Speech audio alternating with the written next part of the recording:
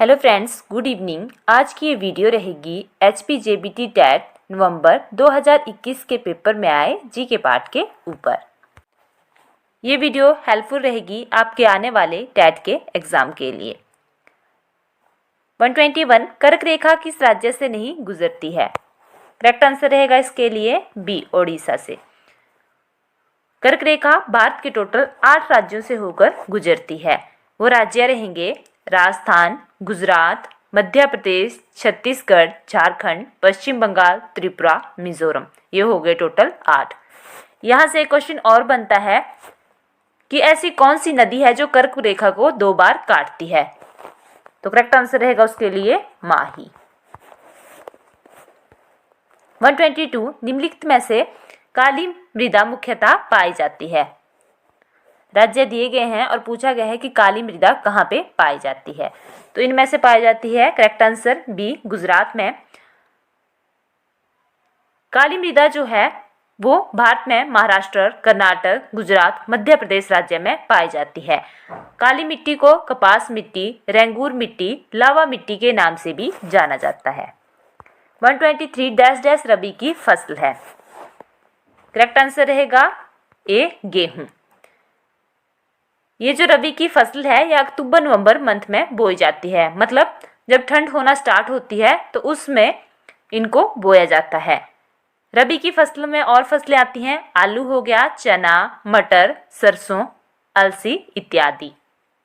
बाकी आप कमेंट करके बताना कि खरीफ की फसलें कब बोई जाती हैं और उनमें कौन कौन सी फसलें आती हैं। 3 फसलें तो खरीफ की यहाँ पे ही दी गई हैं। उनमें चावल हो गई, सोयाबीन हो गई और मक्का हो गया। 124 चूना पत्थर को किस उद्योग में कच्चे माल के रूप में प्रयोग किया जाता है? करेक्ट आंसर रहेगा बी, सीमेंट।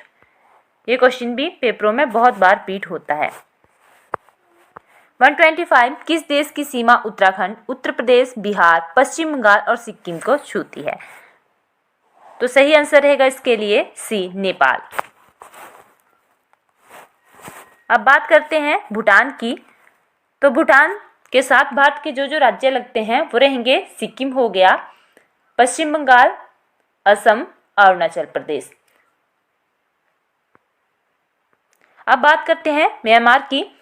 तो म्यांमार के साथ जो भारत के राज्य लगते हैं वो रहेंगे अरुणाचल प्रदेश, नागालैंड, मणिपुर, मिजोरम। उसके बाद बचता है चीन। ये आपने कमेंट करके बताना है कि भारत के कौन कौन से राज्य जो हैं वो चीन के साथ टच करते हैं। 126 वास्को दा गामा भारत कब पहुंचा? करेक्ट आंसर रहेगा डी, 1498 में। 127 स्वर्ण मंदिर कहाँ है? सही आंसर रहेगा बी, अमृतसर में। स्वर्ण मंदिर को जो है वो गुरुओं के 5वें गुरु अर्जुन देव जी के द्वारा जो है वो बनवाया गया था। स्वर्ण मंदिर को ही हरमंदिर साहिब के नाम से भी जाना जाता है। गुरुओं के 5वें गुरु अर्जुन देव ने ही आदि ग्रंथ का संकलन भी किया था। टोटल जो है वो ये 10 गुरु थे। इनके नाम रहेंगे गुरु नानक जी, जिन्होंने सिख धर्म की स्थापना की है। दूसरे नंबर के गुरु थे गुरु अंगद, इन्होंने गुरुमुखी लिपि के इन्हें जनक माना जाता है। उसके बाद रहेंगे गुरु अमरदास, इन्होंने 22 गद्दियों की स्थापना की थी। उसके बाद है गुरु रामदास, इन्होंने अमृतसर शहर की स्थापना की थी।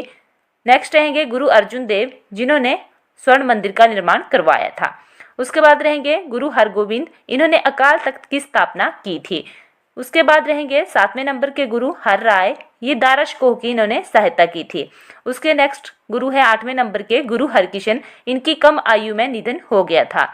9वें नंबर के गुरु है तेग बहादुर जी, इनको औरंगजेब ने फांसी दी थी। और 10वें गुरु थे गुरुओं के गुरु गोविंद सिंह जी, जिन्होंने खालसा पंथ की स्थापना की थी। 128 टोडरमल किसके राजस्व मंत्री थे? सही आंसर रहेगा ए, अकबर के। 129 सोमनाथ मंदिर किस राज्य में है? करेक्ट आंसर रहेगा बी,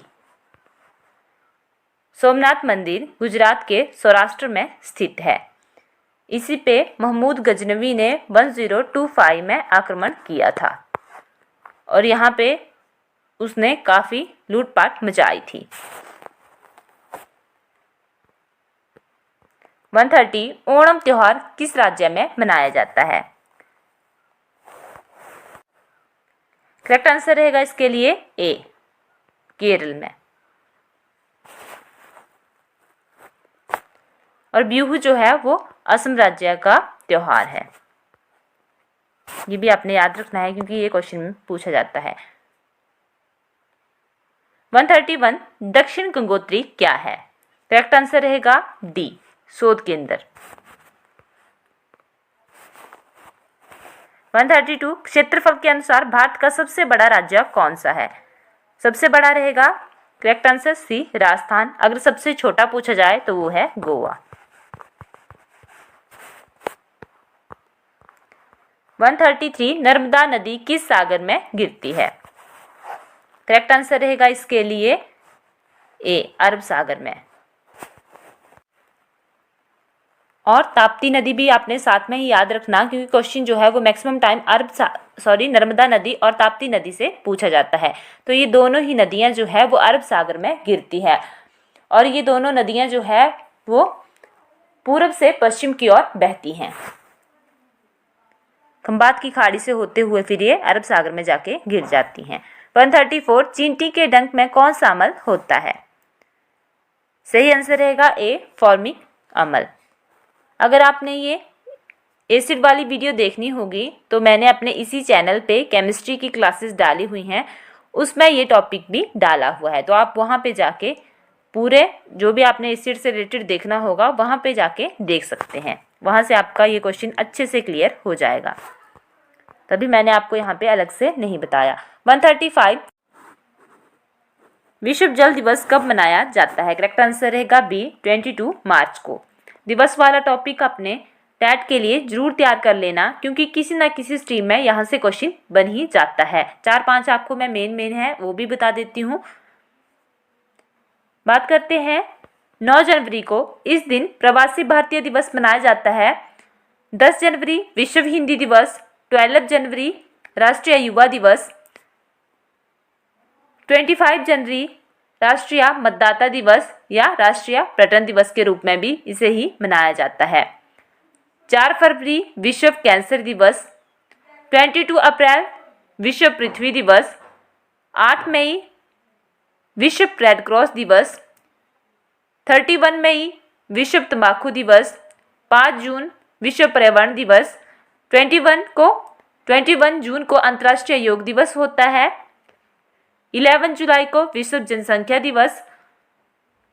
नेक्स्ट रहेगा 14 सितंबर, इस दिन राष्ट्रीय हिंदी दिवस होता है और 2 अक्टूबर गांधी जयंती, अंतर्राष्ट्रीय अहिंसा दिवस, लाल बहादुर शास्त्री की जयंती इसी दिन होती है।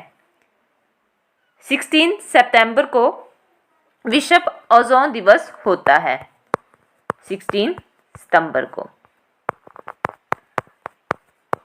तो ये आपने मेन में याद रख लेने हैं। 136 मानव में ध्वनि की श्रव्यता का प्रतिशत क्या है? करेक्ट आंसर रहेगा ए, 20 हर्ट्ज से 20,000 हर्ट्ज तक। 137 पानी का पीएच मान क्या है? करेक्ट आंसर रहेगा सी, 7। 138 एपीकल्चर क्या है? करेक्ट आंसर रहेगा डी, मधुमक्खी पालन। और बात कर लेते हैं यहां से सेरिकल्चर। ये रेशम कीट पालन का अध्ययन है। माइकोलॉजी, ये कवकों का अध्ययन है। एंथोलॉजी, ये पुष्पों का अध्ययन है। और फलों के अध्ययन को पोमोलॉजी कहा जाता है। तो ये मेन थे, आपने याद कर लेने हैं। 139 ज्वार भाटा क्यों आता है? करेक्ट आंसर रहेगा बी, पृथ्वी और चंद्रमा के गुरुत्वीय खिंचाव के कारण। 140 खाने के सोडे का रासायनिक सूत्र क्या है? करेक्ट आंसर रहेगा बी, NaHCO3। तो अगर आपने केमिकल फार्मूला वाली वीडियो देखनी होगी तो मैंने इसी चैनल पे केमिस्ट्री की प्लेलिस्ट डाली हुई है। वहाँ पे पहली ही क्लास है केमिकल फार्मूला की। तो ऐसा नहीं कि वो केमिस्ट्री वालों के लिए ही ज़रूरी है, क्योंकि ये जो केमिकल फार्मूले हैं वो किसी से भी पूछे जा सकते हैं। तो आपने वहाँ पे जाके इनको देख सकते हैं। अगर आपको ये वीडियो खुद को ना मिले, जिसको देखनी हो तो कमेंट करके ज़रूर बता दें, मैं आपको लिंक दे दूँगी। 141 मस्तिष्क उत्तरदायी है। करेक्ट आंसर रहेगा इसके लिए सोचने के लिए भी, हृदय की धड़कन के लिए भी, शरीर के संतुलन के लिए भी, उपरोक्त सभी के लिए डी इसके लिए सही आंसर रहेगा। 142 मानव नेत्र के किस भाग पर वस्तु का प्रतिबिंब बनता है। करेक्ट आंसर रहेगा 142 के लिए डी दृष्टिपटल, रेटिना पे।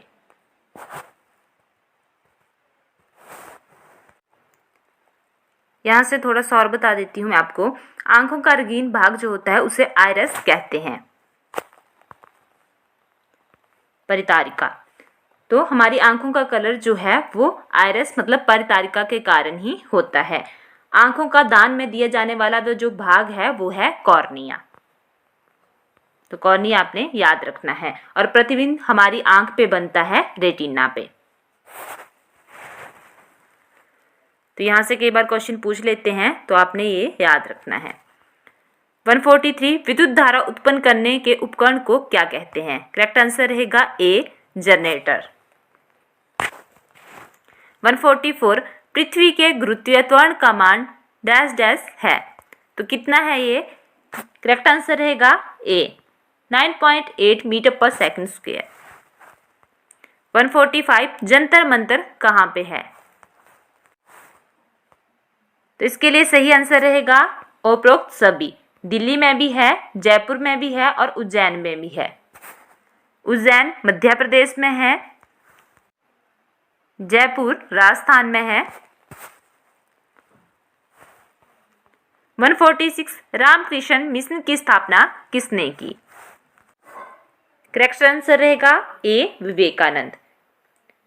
इन्होंने अपने गुरु रामकृष्ण के नाम पे इसका नामकरण किया था। विवेकानंद जी का बचपन का नाम जो है वो नरेंद्र दत्त था। पेपरों में पूछा जाता है ये भी।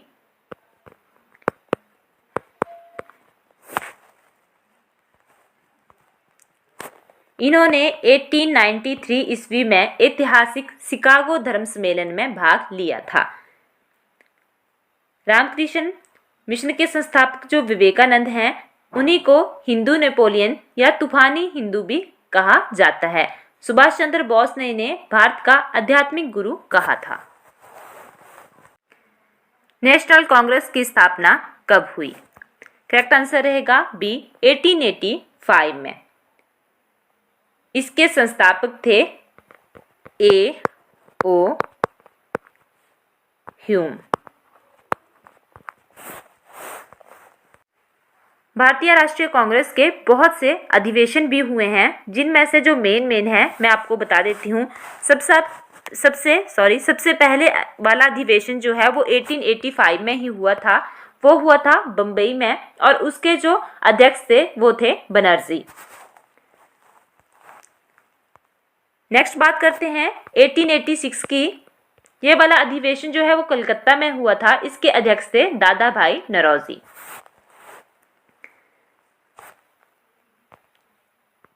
उसके बाद मैं बीच बीच के सभी नहीं आपको बताऊंगी, मेन ही आपको मैं बताऊंगी। इसका एक अधिवेशन हुआ था 1896 में, ये कलकत्ता में हुआ था, और इसके जो अध्यक्ष थे वो थे शियानी।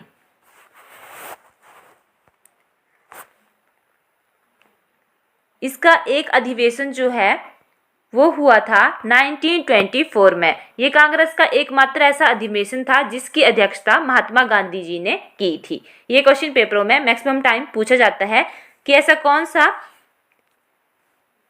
अधिवेशन था जिसकी अध्यक्षता महात्मा गांधी जी ने की थी। तो ये हुआ था 1924 में। ये हुआ था बेलग्राम में। बेलग्राम है कर्नाटक में, और इसकी अध्यक्षता की थी महात्मा गांधी जी ने। कांग्रेस का एक अधिवेशन जो है वो 1929 में हुआ है, जो लाहौर में हुआ था, और इसकी अध्यक्षता की थी नेहरू ने, जिसमें इन्होंने पूर्ण स्वराज की बात कही थी।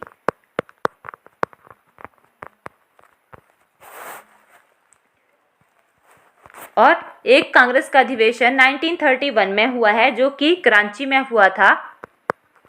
इसकी अध्यक्षता जो है वो सरदार वल्लभ भाई पटेल ने की थी। नेक्स्ट क्वेश्चन 148, पहला व्यक्ति चंद्रमा पर कब गया? करेक्ट आंसर रहेगा डी 1969 में। 149, पृथ्वी का प्राकृतिक उपग्रह कौन है?